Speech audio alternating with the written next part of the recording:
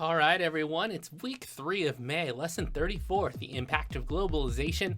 Welcome to Mr. Hauger's history class. This is for educational purposes for my students on distance learning with some materials from TCI. Again, used for educational purposes. This is lesson 34, a new role for the West. Has the West entered a phase of historical decline?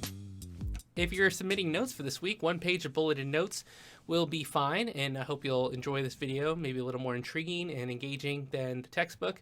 And we'll ask some questions along the way, like, if I asked you, do you think that our society as a globe is advancing? Or is the Western world, meaning North America and Europe, are we losing ground compared to the rest? Let's get into it. First of all, if you're listening on your iPhone, take a good long look at it and ask who made it for a second. Foxconn is the main manufacturer of Apple, designed in California, made overseas. Their minimum wage, $2.50 an hour. Wow. I've got a xylophone here, and I'm going to hit it because that sounds like an exciting amount of money, doesn't it? What if I told you that I was going to pay you after high school and hire you for Danny Hauger music, and I'm going to pay you $2.50 an hour? I think a lot of you would quit immediately. Although some of you are like, that would be a great internship. And then others are like, I can't believe he just suggested it would be a great internship to work for him. What kind of ego does this teacher have? And the answer is a lot. And boy, I miss being in class for moments like that, to see 4 of you laugh, 10 of you stifle laughing, and 10 of you waiting for the next sentence so that we can get back to material. $2.50 an hour is rough.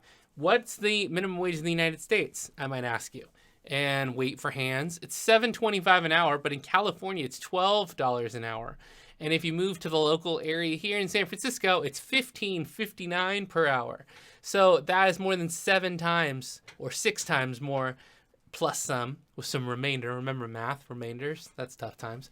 San Francisco is doing better, and Foxconn has an extraordinarily difficult place to work. You are living on site, there's daycare, there's education, which sounds great, except that you're more or less not free to leave. And the suicide rate is intensely high, as the repetition work is something that we'd seen in the 1900s in America, and that is kind of crazy that we are still seeing that in the world today. But that's globalization. That's people being willing to work at that wage, and Americans in a capitalist society saying, hey, if I can keep the cost of my goods low, I could keep my profits high. Here's minimum wage levels in India and China, because we manufacture a lot of goods in these two nations that are huge in their population and huge in their lower and middle class working societies that can be hired to make goods. In Delhi, it's $110 per month. In China and Beijing, it's $228 per month. But in the United States, it's more than 4 times that much money. So it's a lot cheaper to produce things in mass quantities overseas. Plus, they have more of the machines to make those goods. Let's talk pros and cons of globalization, meaning doing business and being globally connected. And I credited Premier Shinwari for the next 2 slides here. So I put that over here to give credit where that's due. Yeah, he suggests that productivity grows more quickly when countries produce goods and services which they have a comparative advantage. So getting coconuts from an island makes sense for that island. They can export it. We don't have them, so it makes sense for us to get them from there. And living standards can go up faster for the countries that have an advantage because they can sell to the rest of the world. Another pro is that global competition and cheap imports keep a lid on prices. So inflation is less likely to derail an economy. Still happens, but it's less likely. Number 3, an open economy spurs innovation because we get the best ideas from everyone. As we sit here in May of 2020, we could talk about the search for a vaccine for coronavirus.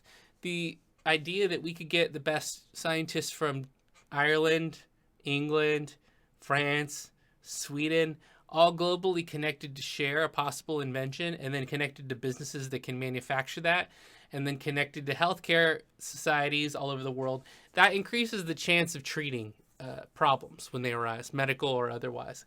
There's also an accelerated development of technology, and we've seen that. Again, look at your iPhone. You've got parts in there from different nations, manufactured in different places, and then shipped to America to be sold right here to you. On the downside, millions of Westerns have lost jobs because we started making things abroad. There used to be a manufacturing of cars, 90% of them were made in the United States. No longer the case. People have to find new jobs that might pay less. Other people might be scared of losing their jobs. Like right now, I'm competing with everyone in the world, but I'm a teacher, so there are lots of local jobs. But I'm also a musician who competes with musicians everywhere in the world. I'm also uh, a filmmaker that competes with everyone else in the world. If you try to go into the market in communications or entertainment or manufacturing, you might have to compete with somebody who's 4,000 miles away in an office somewhere else. If we stopped making tech in the Bay Area, someone else would become the technology capital. We have to continually compete. Also, we can lose our comparative advantage when other companies can make them cheaper or make goods cheaper for lower wages. It also causes, I would say, conflicts of interest. The book describes it as a difference in ideals. So, for example, the European Union of Nations wants to try to lighten up their use of fossil fuels and burn less oil and coal. But Russia is the world's largest exporter of natural gas. So they don't want to decrease their production and decrease their revenue. So they partnered with the EU to construct pipelines to deliver gas to member nations. That's great for Russia, but it actually goes against the goals of the European Union, but they need that energy. And because we're globally connected, even if one country decides to go completely green, it might mean that neighboring countries end up feeling the desire to purchase the goods or burn up the reserves because there are more available at a cheaper price suddenly. Or we don't know what the byproducts are of different desires and different economic needs. Like few people in the United States are aware that palm oil comes from a lot of places that are shooting orangutans out of trees or not taking care of their environment. Or we get goods from places that have lower standards of wages or healthcare or requirements to take care of workers. And whether or not we care or are even aware is something that comes as a byproduct of us being globally connected. Another initiative is China wanting to build routes to connect Asia and Europe. That includes railways, bridges, ports, and fiber optic lines. It's great for Asia and areas that don't have them, but it might disrupt natural environments. It might disrupt natural landscapes. It might cause political conflict. It definitely increases the amount of communication that we have with each other, and we don't always peacefully communicate. So with this human environment interaction, we sometimes overextend our natural resources. We sometimes take oil or other energies without concern for the long-term quality of the environment. And then that gets us into conflict about how important those things are in the first place. It also involves a lot of cultural diffusion, like McDonald's being involved in more than 10,000 locations and then being involved in more than 50 countries in many locations. 13,000 restaurants in the United States.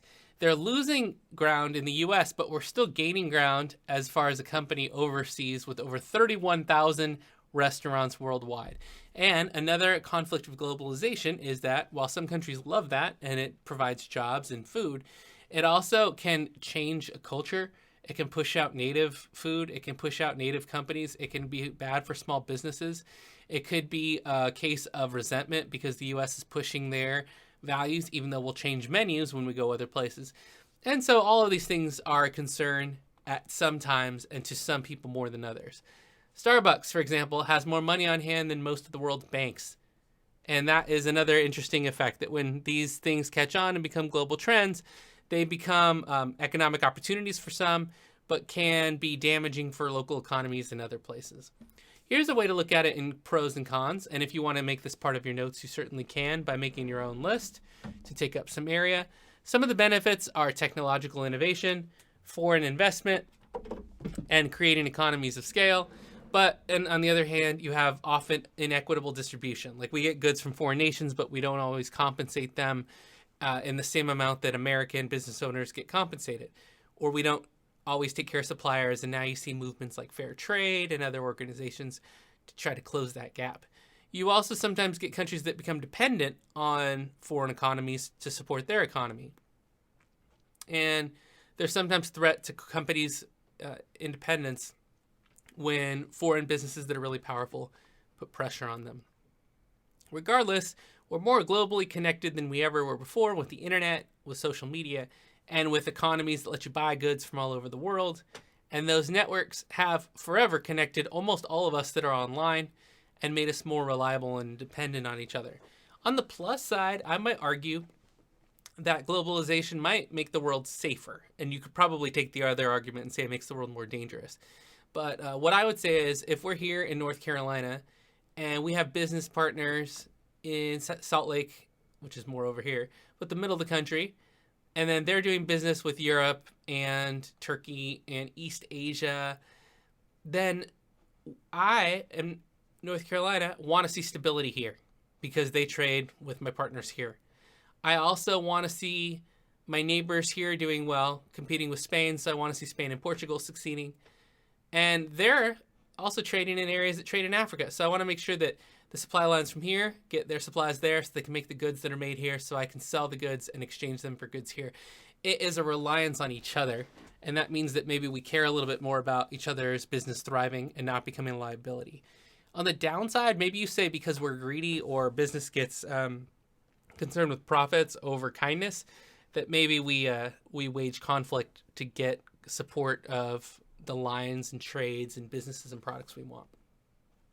Regardless, as a summary, U.S. and Western Europe have foreign aid to promote human rights and democracy, but in contrast, other countries don't. And so sometimes our cultural interactions can cause conflict or lack of understanding between the two sides.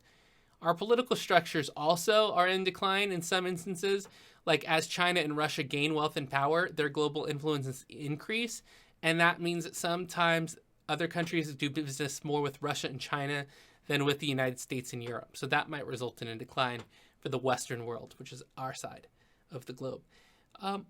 Also, aid supports economic development. And now we're seeing China and Russia be the ones that are extending aid, like the way we did in the Marshall Plan after the Cold War. And that facilitates trade and influence, which we are not doing as much of. So other countries are picking up for that. And as a result, we have greater competition than ever with foreign countries. There are more monopolies than there were over multinationals. Sometimes businesses can get tax avoidance by going and do their business in other countries. And that means money is fluidly moving all over the world. It's caused advances in medicine, engineering, and information technology. We've had greater connectivity than ever before. And that's where we're at. So hopefully you got a basic understanding of the U.S. and North America. We're a bit of a decline because of the increased competition from everywhere else, with some countries like India and China growing faster than we are and gaining more influence. At the same time, we continue to lead in several areas of technology, innovation, inventions, new businesses, and startups that are successful. And we still have a clutch of organizations like Starbucks and McDonald's that are dominant. But other countries are quickly joining us on a global stage to become providers and suppliers. With that, thank you so much. It's been great to talk with you. I hope you're doing well. And we'll see you on the next edition of the Hauger History Podcast. Take it easy, everybody. Be well. See ya.